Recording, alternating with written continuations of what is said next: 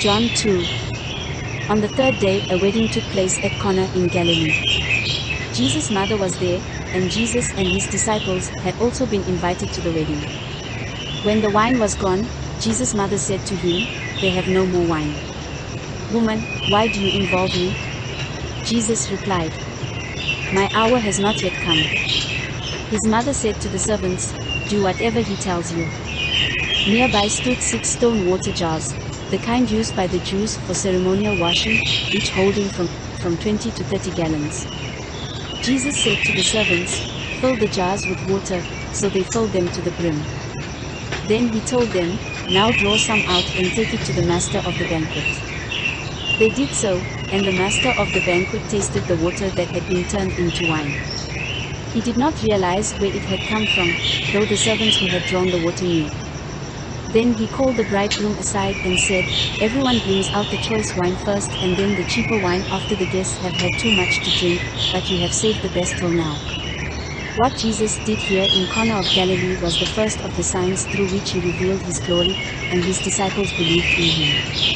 After this he went down to Capernaum with his mother and brothers and his disciples. There they stayed for a few days. When it was almost time for the Jewish Passover, Jesus went up to Jerusalem. In the temple courts he found people selling cattle, sheep and doves, and others sitting at tables exchanging money. So he made a whip out of cords, and drove all from the temple courts, both sheep and cattle. He scattered the coins of the money changers and overturned their tables. To those who sold doves he said, "Get these out of here. Stop turning my Father's house into a market."